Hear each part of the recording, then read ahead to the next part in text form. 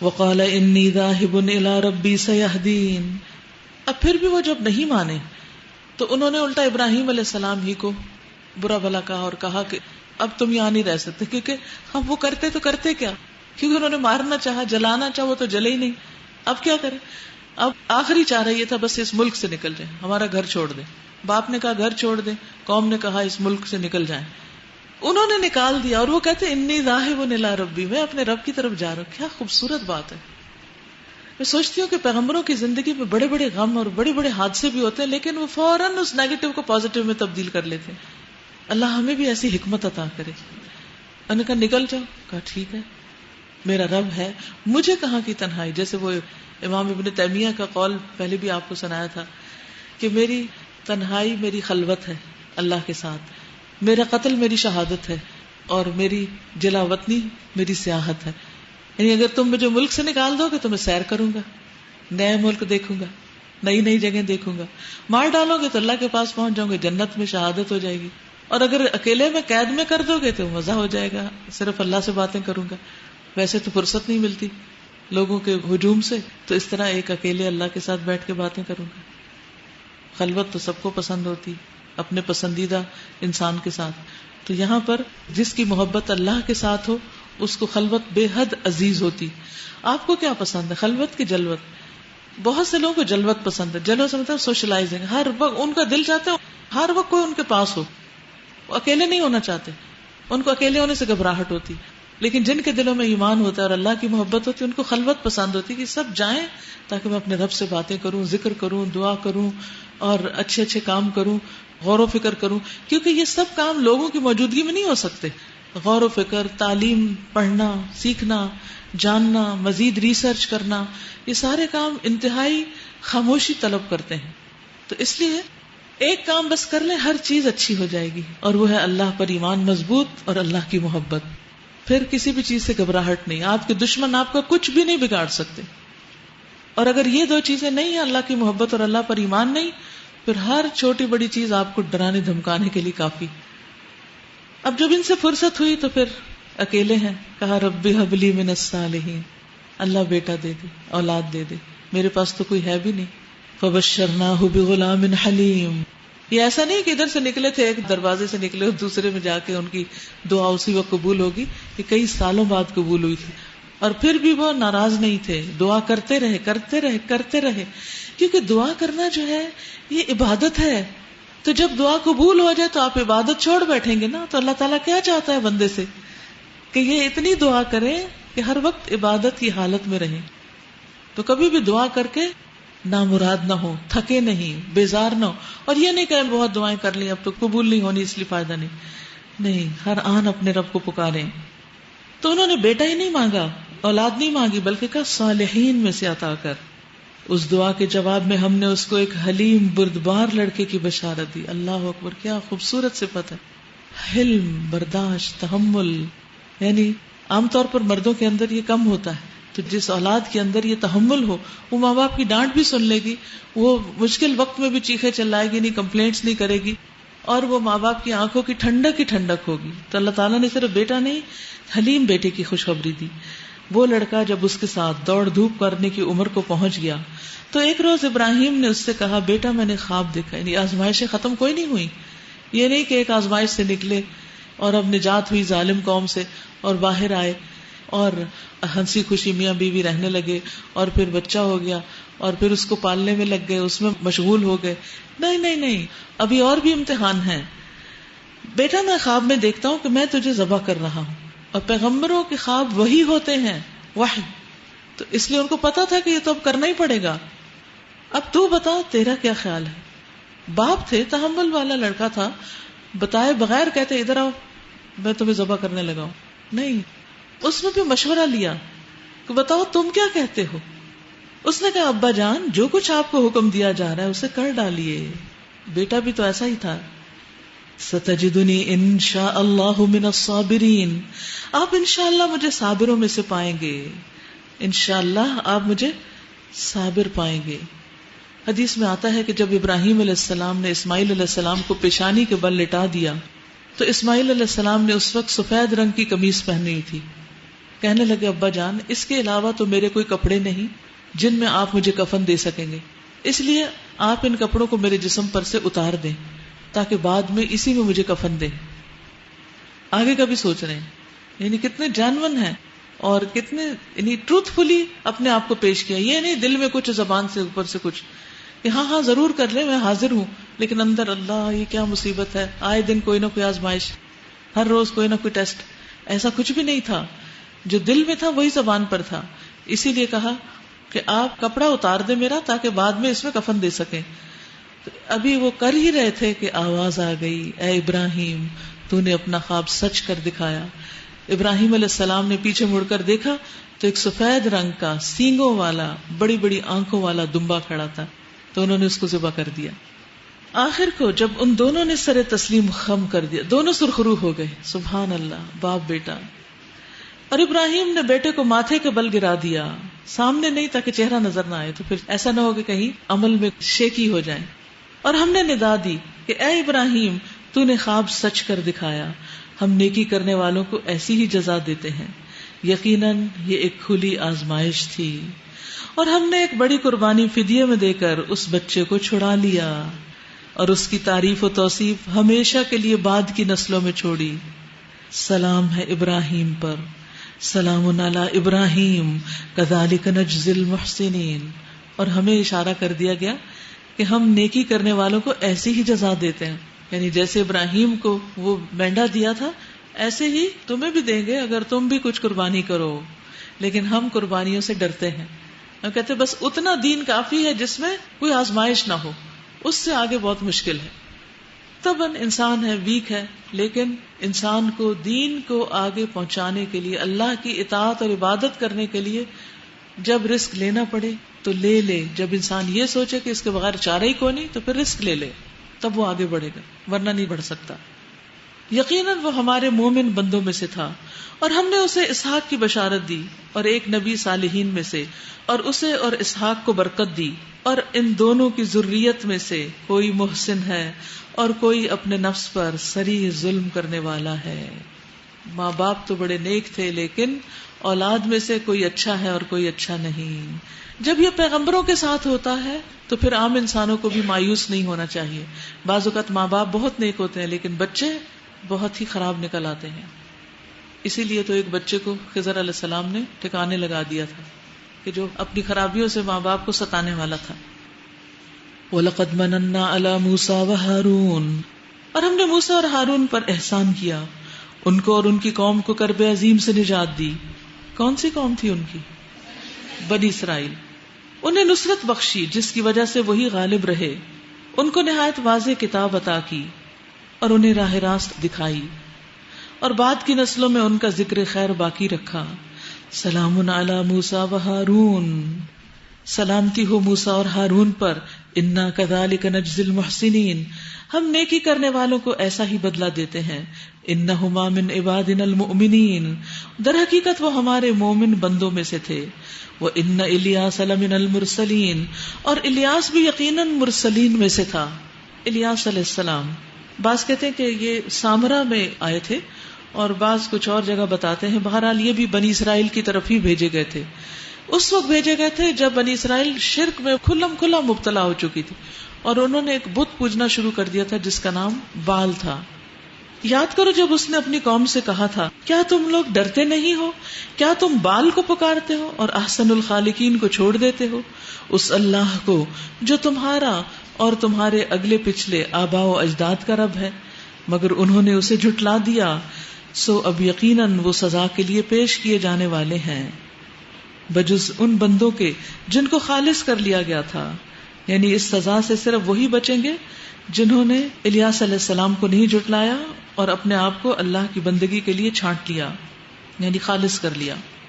وَتَرَكْنَا عَلَيْهِ فِي الْآخِرِينَ سَلَامٌ عَلَى إِلْيَاسِينَ إِنَّا كَذَلِكَ نَجْزِي الْمُحْسِنِينَ، اور الیاس کا ذکر خیر ہم نے بعد کی نسلوں میں باقی رکھا۔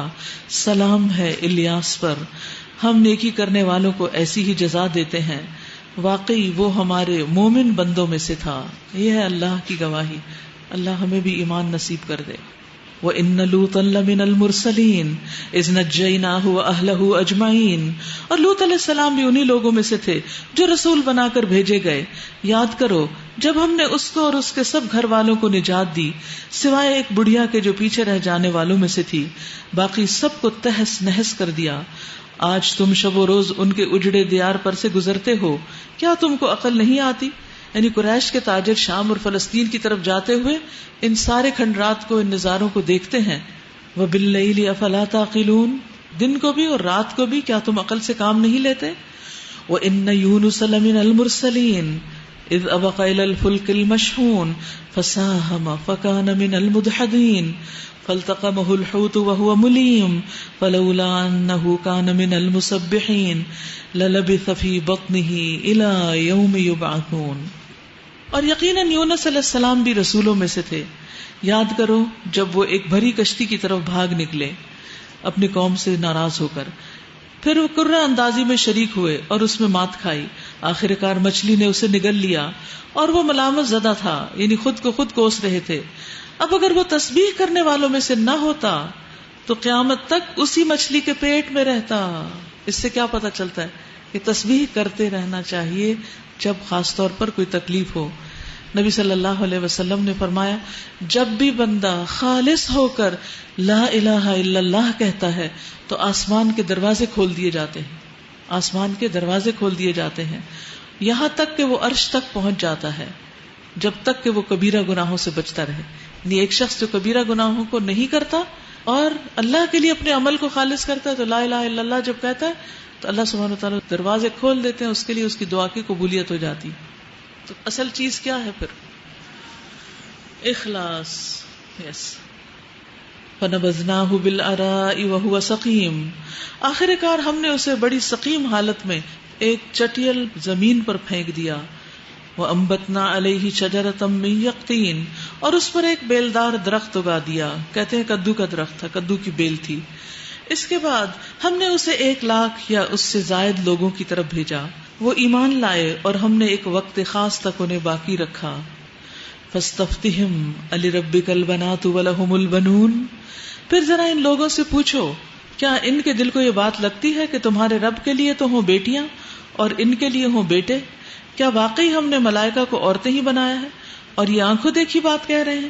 خوب سن رکھو، دراصل یہ لوگ اپنی من گھڑت سے یہ بات کہتے ہیں کہ اللہ اولاد رکھتا ہے، اور فی الواقع یہ جھوٹے ہیں.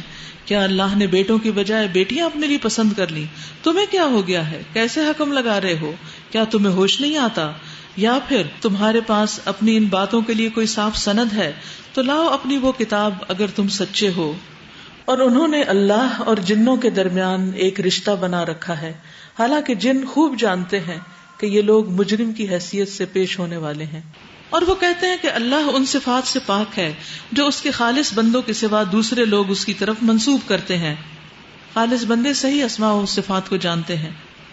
بس تم اور تمہارے یہ معبود اللہ سے کسی کو پھیر نہیں سکتے مگر صرف اس کو جو دوزخ کی بھڑکتی ہوئی آگ میں جھلسنے والا ہو. اور ہمارا حال تو یہ ہے کہ ہم میں سے ہر ایک کا ایک مقام مقرر ہے اور ہم صف بستہ خدمت گار ہیں اور تسبیح کرنے والے ہیں. یہ لوگ پہلے تو کہا کرتے تھے کاش ہمارے پاس وہ ذکر ہوتا جو پچھلی قوموں کو ملا تھا تو ہم اللہ کے چنے ہوئے بندے ہوتے. آپ دیکھ لیجیے کہ کتنا زیادہ مخلصین کا ذکر آ رہا ہے اس صورت میں. تو انہوں نے اس کا انکار کر دیا. اب ان قریب انہیں اس روش کا نتیجہ معلوم ہو جائے گا. اپنے بھیجے ہوئے بندوں میں سے ہم پہلے ہی وعدہ کر چکے ہیں کہ یقیناً ان کی مدد کی جائے گی اور ہمارا لشکر ہی غالب ہو کر رہے گا. بس اے نبی صلی اللہ علیہ وسلم ذرا کچھ مدت تک انہیں ان کے حال پر چھوڑ دو اور دیکھتے رہو، ان قریب یہ خود بھی دیکھ لیں گے. کیا یہ ہمارے عذاب کے لیے جلدی مچا رہے ہیں؟ فَإِذَا نَزَلَ بِسَاحَتِهِمْ فَسَاءَ صَبَاحُ الْمُنذَرِينَ، جب وہ ان کے صحن میں اترے گا تو وہ دن ان لوگوں کے لیے بہت برا ہوگا جنہیں متنبہ کیا جا چکا ہے. بس ذرا انہیں کچھ مدت کے لیے چھوڑ دو اور دیکھتے رہو، ان قریب یہ خود دیکھ لیں گے. سبحان ربک رب العزت عما یصفون وسلام علی المرسلین والحمد للہ رب العالمین. پاک ہے تیرا رب، عزت کا مالک، ان تمام باتوں سے جو یہ لوگ بنا رہے ہیں، اور سلام ہے مرسلین پر، اور ساری تعریف اللہ رب العالمین کے لیے ہے. تو اس میں خاص طور پر جو پچھلی آیات گزری ہیں فرشتوں نے اپنی دو کوالٹی بتائی ہیں، ایک تو یہ کہ انا لنحن الصافون، اور دوسری وانا لنحن المسبحون۔ فرشتوں کی تسبیح کیا ہے؟ سبحان ربی وبحمدہ، سبحان ربی وبحمدہ۔ سورۃ صاد مکی سورت ہے۔ بسم اللہ الرحمن الرحیم۔ صاد والقرآن ذی الذکر بل الذین کفروا فی عزة وشقاق کم اہلکنا من قبلہم من قرن فنادوا ولا حین مناص۔ شروع کرتی ہوں اللہ کے نام سے جو بے انتہا مہربان نہایت رحم فرمانے والا ہے۔ صاد، قسم ہے نصیحت بھرے قرآن کی۔ بلکہ یہی لوگ جنہوں نے ماننے سے انکار کیا ہے سخت تکبر اور ضد میں مبتلا ہیں، اسی لیے مان کر نہیں دیتے۔ ان سے پہلے ہم ایسی کتنی ہی قوموں کو ہلاک کر چکے ہیں، اور جب ان کی شامت آئی تو وہ چیخ اٹھے، مگر وہ وقت بچنے کا نہیں ہوتا۔ ان لوگوں کو اس بات پر بڑا تعجب ہوا کہ ایک ڈرانے والا خود انہی میں سے آ گیا ہے، یعنی انسان، انہی کی قوم کا بندہ۔ منکرین کہنے لگے یہ ساحر ہے، سخت جھوٹا ہے۔ اب الزامات دیکھیے آپ، کیا اس نے سارے الہوں کی جگہ بس ایک ہی الہ بنا ڈالا؟ یہ تو بڑی عجیب بات ہے۔ اور سرداران قوم یہ کہتے ہوئے نکل گئے کہ چلو اور ڈٹے رہو اپنے معبودوں کی عبادت پر، یہ بات تو کسی اور ہی غرض سے کہی جا رہی ہے۔ یعنی دال میں کچھ کالا نظر آتا ہے، مقصد کچھ اور ہی ہے۔ بظاہر اللہ کی عبادت کے لیے بلایا جا رہا ہے لیکن اصل غرض کچھ اور ہے، اور ان کا مطلب یہ ہے کہ ہم ان کے فرمان کے تابع ہو جائیں، ان کی باتیں ماننے لگیں۔ یہ اپنے آپ کو بڑی چیز سمجھتے ہیں۔ یہ بات ہم نے قریب کی ملت میں کسی سے نہیں سنی، یعنی قریب میں جو وقت گزرا ہے ہماری تاریخ میں ایسا کچھ بھی نہیں۔ یہ کچھ نہیں مگر ایک من گھڑت بات۔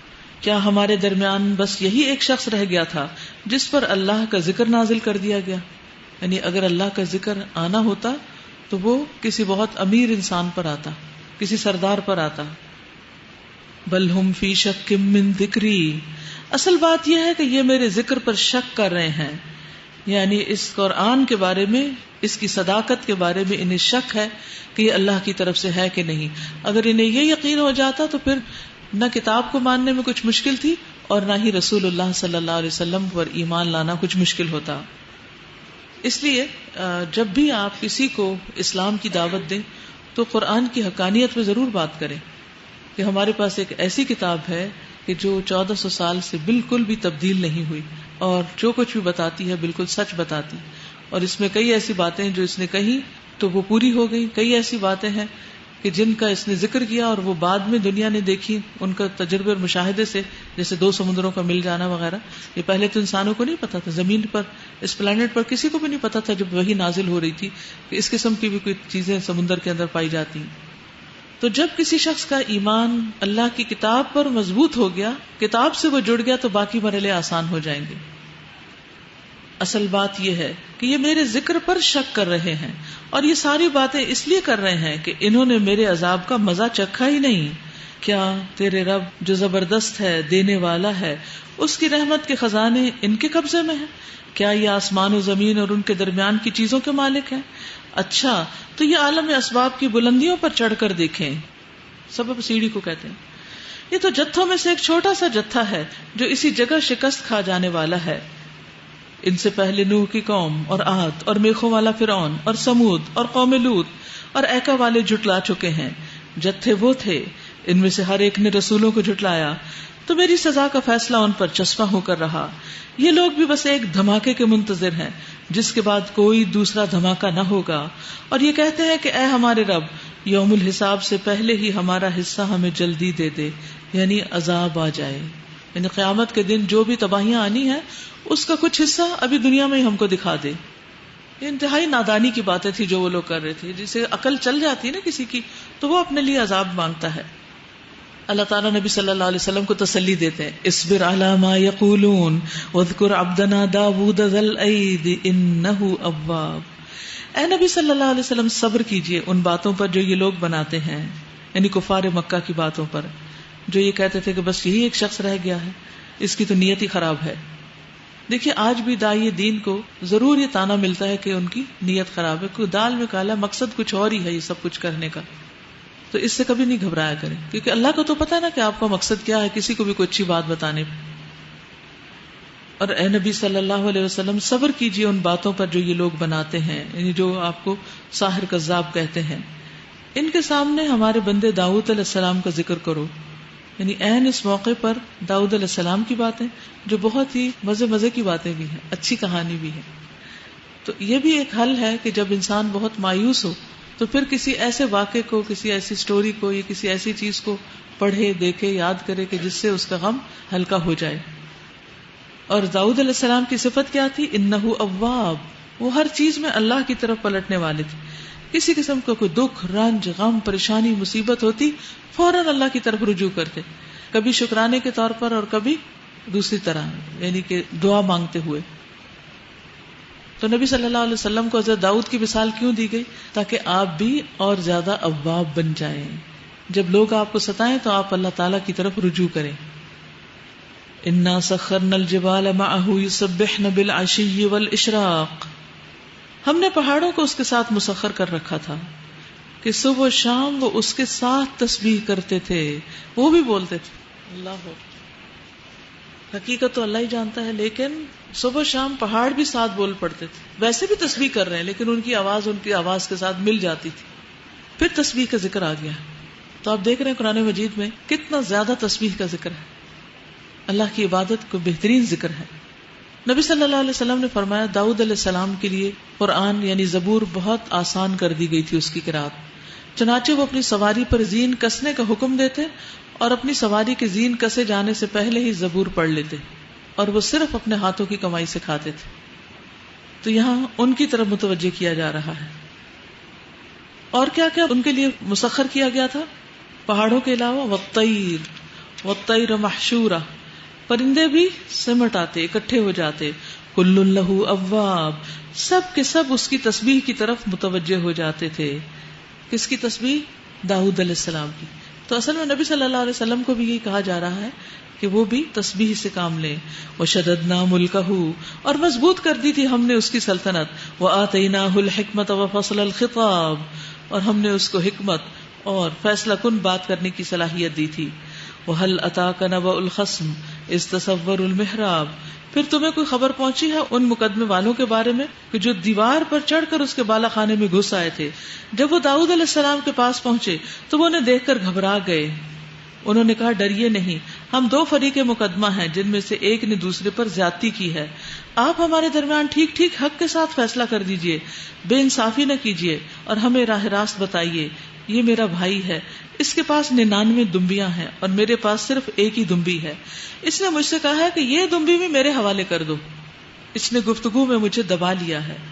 داؤد علیہ السلام نے جواب دیا، اس شخص نے اپنی دمبیوں کے ساتھ تیری دمبی ملا لینے کا مطالبہ کر کے یقیناً تجھ پر ظلم کیا، اور واقعہ یہ ہے کہ مل جل کر ساتھ رہنے والے لوگ اکثر ایک دوسرے پر زیادتیاں کرتے رہتے ہیں، بس وہی لوگ اس سے بچے ہوئے ہیں جو ایمان رکھتے ہیں اور عمل صالح کرتے ہیں، اور ایسے لوگ بہت کم ہیں۔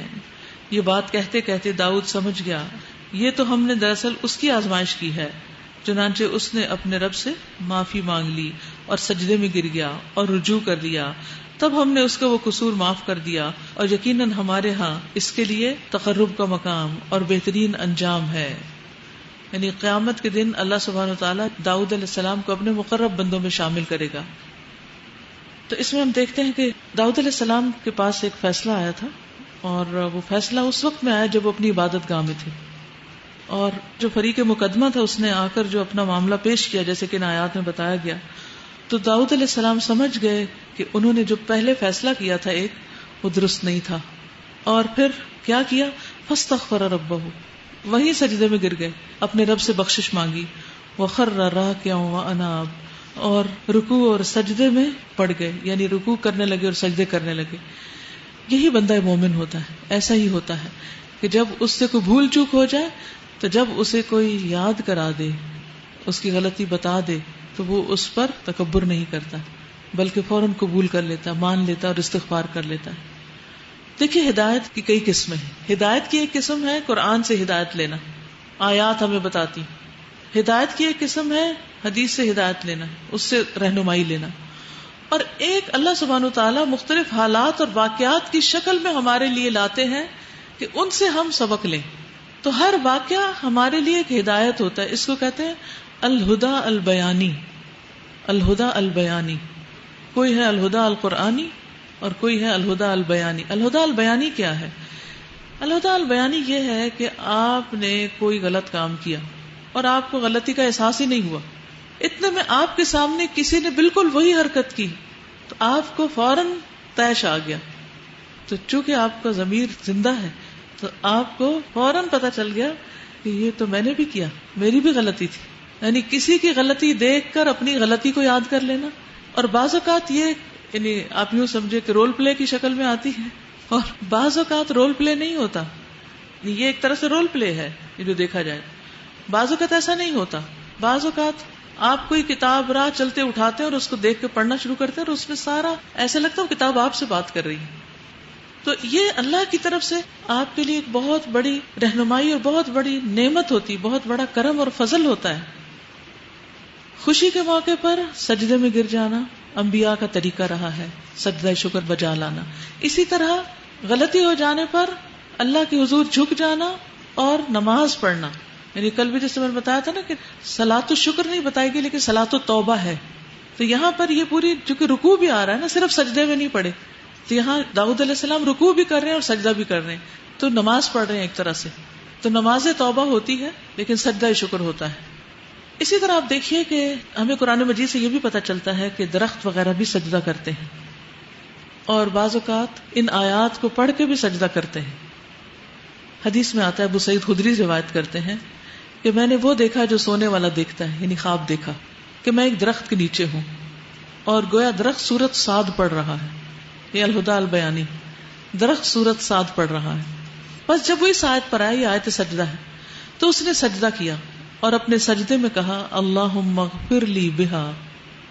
یہ انسان نہیں کہہ رہا، درخت کہہ رہا ہے اللہم اغفر لی بہا، اللہم حط عنی بہا وزرا واحدث لی بہا شکرا وتقبلها منی کما تقبلت من عبدک داود سجدتہ. اے اللہ اس کے ذریعے مجھے بخش دے، اس سجدے کے ذریعے بخش دے. اے اللہ اس کے سبب سے میرا بوجھ اتار دے اور میرے لیے اس کے ذریعے شکر نعمت پیدا کر دے اور اسے مجھ سے قبول کر لے، مجھے بخش دے جیسا تو نے اپنے بندے داؤد سے ان کا سجدہ قبول کر لیا تھا. تو یہ بڑا عجیب خواب تھا. تو ابو سعید خدری کہتے ہیں کہ میں صبح حضور صلی اللہ علیہ وسلم کے پاس گیا اور آپ کو بتایا. آپ نے فرمایا ابو سعید تم نے بھی سجدہ کیا؟ میں نے عرض کیا نہیں. آپ نے فرمایا تم درخت کی نسبت سجدہ کرنے کے زیادہ مستحق تھے. پھر رسول اللہ صلی اللہ علیہ وسلم نے سورۃ صاد کی تلاوت فرمائی ابو سعید کے لیے، اور جب یہ آیت سجدہ آئی تو آپ نے سجدہ کیا اور سجدے میں آپ نے وہی کہا جو درخت نے اپنے سجدے میں کہا تھا. تو یہ بھی سجدے کی دعا ہے. دوبارہ پڑھتی ہوں، اللہم اغفر لی بہا، اللہم حط عنی بہا وزرا، اللہم حط عنی دور کر دے مجھ سے، بہا اس کے ذریعے وزرن بوجھ، واحدث لی بہا شکرن اور اس کے ذریعے میرے اندر شکر پیدا کر دے، وتقبلها منی اور اس کو مجھ سے قبول کر لے، کما تقبلت من عبدک داود سجدتہ جیسے تو نے اپنے بندے داؤد کا سجدہ قبول کیا تھا تو میرا سجدہ بھی قبول کر لے. تو ہم سب کو بھی اللہ سبحانہ وتعالیٰ کا شکر گزار ہونا چاہیے. یا داود انا جعلناک خلیفۃ فی الارض فاحکم بین الناس بالحق ولا تتبع الهوى فيضلك عن سبيل الله ان الذين يضلون عن سبيل الله لهم عذاب شديد بما نسوا يوم الحساب. ہم نے اس سے کہا ہے داؤد ہم نے تجھے زمین میں خلیفہ بنایا ہے، لہٰذا تو لوگوں کے درمیان حق کے ساتھ حکومت کر اور خواہش نفس کی پیروی نہ کر کہ وہ تجھے اللہ کی راہ سے بھٹکا دے گی. اللہ اکبر. انڈر لائن کیجیے اس جملے کو، وَلَا تَتَّبِعِ الْهَوَى فَيُضِلَّكَ عَن سَبِيلِ اللَّهِ. خواہش نفس کی پیروی نہ کرنا، وہ تجھے اللہ کی راہ سے بھٹکا دے گی. جو لوگ اللہ کی راہ سے بھٹکتے ہیں یقیناً ان کے لیے سخت سزا ہے کہ وہ یوم الحساب کو بھول گئے.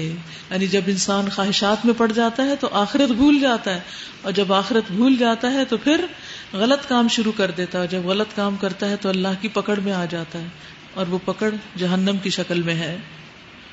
وما خلقنا السماء والارض وما بينهما باطلا ذالک ظن الذین کفروا فویل للذین کفروا من النار.